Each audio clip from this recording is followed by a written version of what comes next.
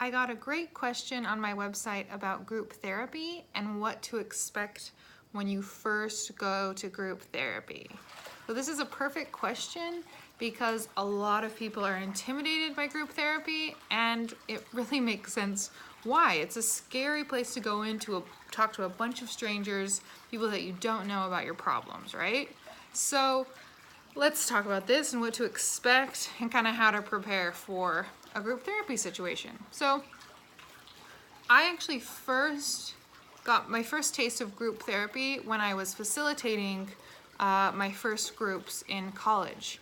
And we really did groups well there. So this is like my model for how to do groups now and like how to help people run effective groups, because it was done so well because the facilitators took so much care in how to set up the group and make it safe. And we were always talking to each other and checking in with each other, seeing what we could do better, seeing if there was anyone that maybe needed some more support in the group and that kind of thing. So that's kind of my model for how to conduct a successful group and a really helpful group. So if your group is held well and facilitated well, the facilitators, or the therapists, or whoever's running the group will be really good at monitoring this kind of stuff. So they create safety for you. And one of the things that I really liked in the way that we did groups was we were very aware of people who were talking too much and people who weren't talking a lot. So what our goal was to create space for everyone to feel comfortable talking, while also being aware that some people are going to be more comfortable sharing than others. But we wanted to create space for everyone to speak if they wanted to. Now that being said, I think one of the things I talk about to help people feel more safe with going into groups is you don't have to share anything unless you want to, and until you're ready. So don't feel pressure to go in and share. You can share later. And I have been in a few groups myself, and as a participant, I tend to share a little bit later when I feel more comfortable, which is also part of my personality. I'm not super extroverted. I don't share everything right up front. It takes me a little time to warm up. So you can still be an introverted person and a person who doesn't just overly share and get support in groups. It's okay to do that, and you can do that, and you don't have to feel pressure to jump in and share more than you're ready to share. So know that going in, you can share when and if you want to share. And also know that the facilitators should be aware of all of these things and helping support you and help create space for you to share as much as you want to. Also know that you can go to your facilitators or the therapist or whatever kind of group it is and talk to them if you have an issue or a concern, or maybe if you're still feeling a little intimidated, you can pull them aside after and talk to them about that and maybe get some support that way too. I think it's also important to be aware of what group you're going into and what group you're signing up for, and making sure that fits your needs. There's moths flying all around me, so don't mind that. But be really aware of what group you're going into and make sure it's the right fit, because there's different kinds of groups. There's therapeutic groups, there's processing groups, there's support groups, there's community groups. So those will have different levels of support and different styles. So some groups will have therapists who are trained to run that group as a part of that group and helping facilitate that. Some will have community members that maybe have been trained to run that group. Some are self-sustaining and the members run it. So you need to be aware of what group you're going into and make sure it's the right fit and that you feel comfortable with that style. So if you're feeling a little bit more anxious, or maybe the stuff you need to work through is a little bit more heavy or possibly triggering, then you may want to make sure it's kind of a therapeutic group that you can get the support that you need. And also make sure that it's the right style and the right theme of group. So there's groups for everything now. Some of my favorite ones that I've ran have been body politics groups, where we talked about self-esteem and body image and that kind of stuff. I've also ran women's groups where we talked about women's issues.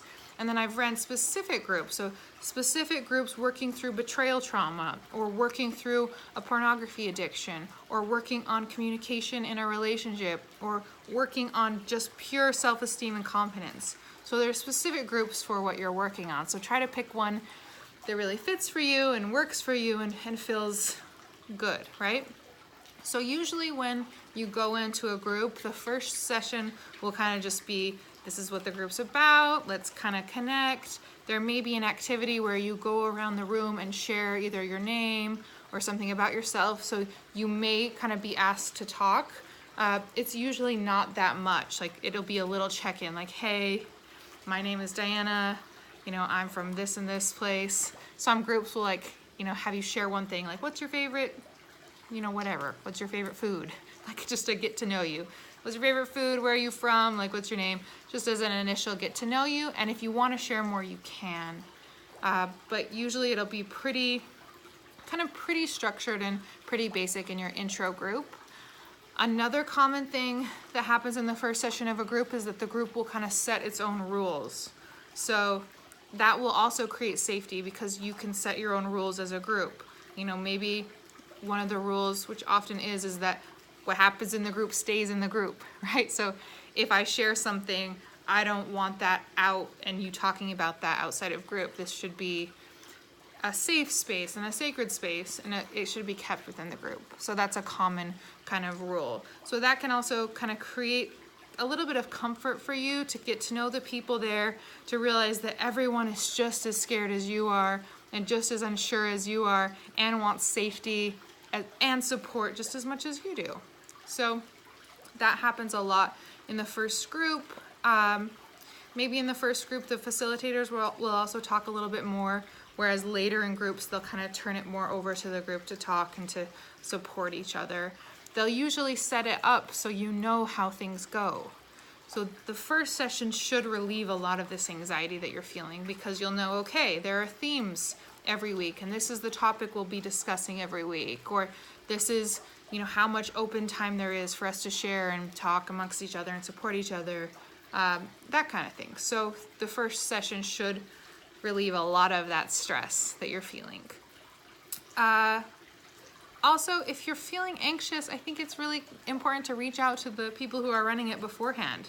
So if you have extra questions, feel free to ask me also or comment and I'll answer them. But also, like, you can reach out to the people that are running that group and ask them, like, hey, how does this work? Or how does this work? Or that kind of thing, so you can get those questions answered. Don't be afraid to ask those questions and make sure it's the right fit for you, because you want to make sure it's the right fit for you and that you're the right fit for the group and the community. In groups that I've run before, we've been pretty careful about interviewing people and making sure that they were the right fit, because you want to make sure that the group fits and runs effectively, right? And that doesn't mean everyone's the same at all or even on the same level, but you kind of want to be around the same level of ready to process. So if this is your first time ever doing any kind of therapy, maybe you want to talk to a therapist before and like talk out what you want to talk through and make sure you're ready to go to a group, or, you know, talk to the facilitator before you enter, that kind of thing, just to make sure that you're ready to share. Because you also don't want to go through the whole group without saying anything, right? Not only will that not stretch you, but if you don't say anything ever, then the other group members won't feel safe because they don't know you. So I think there's a line there. You don't have to press yourself beyond what you're comfortable with and share more than you're ready to share, but at some point you do want to push through some of that, maybe that scared feeling and that fear of sharing, to share, so you can get support and you can know that it's okay and you can let the group know you and open yourself up to validation and the support that you need. So you need to make sure that you are ready to do that to some degree. And maybe that will change and get deeper over time, and the more the group goes or the more groups that you do, but you don't want to go into a group without wanting to share anything, right? That's kind of counterproductive. So those are my tips, and those are kind of what to expect when you go into a group and you go into a new group for the first time. Again, if you have any questions, reach out to me. Any comments, reach out to me, and I hope that is helpful. All right, it's getting dark, so I'm gonna go. Thank you guys, and I hope you have a great day or night wherever you are.